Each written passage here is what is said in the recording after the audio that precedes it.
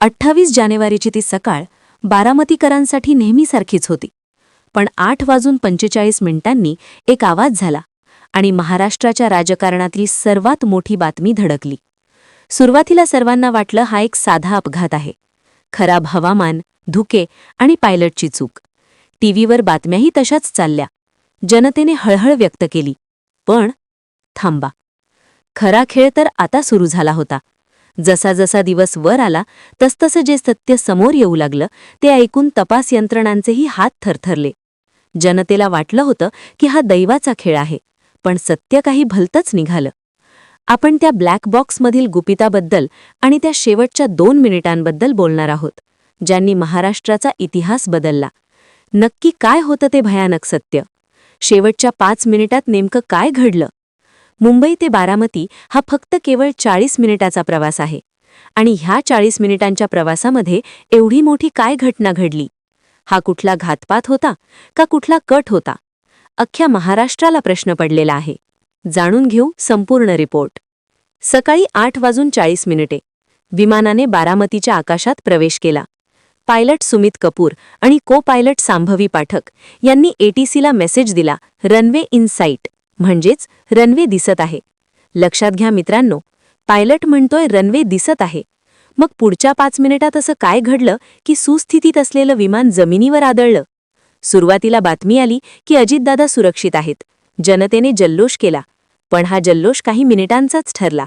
कारण ती बातमी चुकीची नव्हती, तर ती एका मोठ्या गोंधळाचा भाग होती. सत्य हे होतं की विमानाने लँडिंगचा प्रयत्नच केला नव्हता.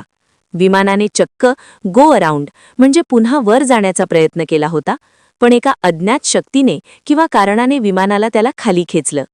आणि गावातील लोकांनी जे बघितलं त्याने महाराष्ट्र हादरून गेला आहे.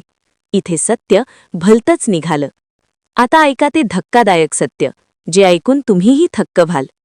जेव्हा तपास सुरू झाला तेव्हा लोकांचं लक्ष हवामानावर होतं, पण खरी गडबड विमानाच्या इतिहासात होती. ज्या VSR व्हेंचर्सच्या विमानाने उड्डाण केलं होतं त्या विमानाबद्दल आधीच काही तक्रारी होत्या का? आणि सर्वात धक्कादायक गोष्ट, प्रत्यक्षदर्शींनी सांगितलं की विमान पडण्याआधीच हवेत स्फोट झाला होता. जर हे फक्त लँडिंग फेल असतं तर विमान जमिनीवर आदळून पेटलं असतं, पण हवेतच आग लागणं हे कशाचं लक्षण आहे? काहींचं म्हणणं आहे की हे तांत्रिक बिघाड नव्हता, तर हा निष्काळजीपणाचा कळस होता. ज्या विमानाला काही दिवसांपूर्वीच मेंटेनन्सचा इश्यू होता, तेच विमान राज्याच्या उपमुख्यमंत्र्यांसाठी का वापरलं गेलं? हा प्रश्न आता प्रत्येकाला पडलाय. हा कुठल्या षडयंत्राचा किंवा कुठल्या कटाचा भाग होता का?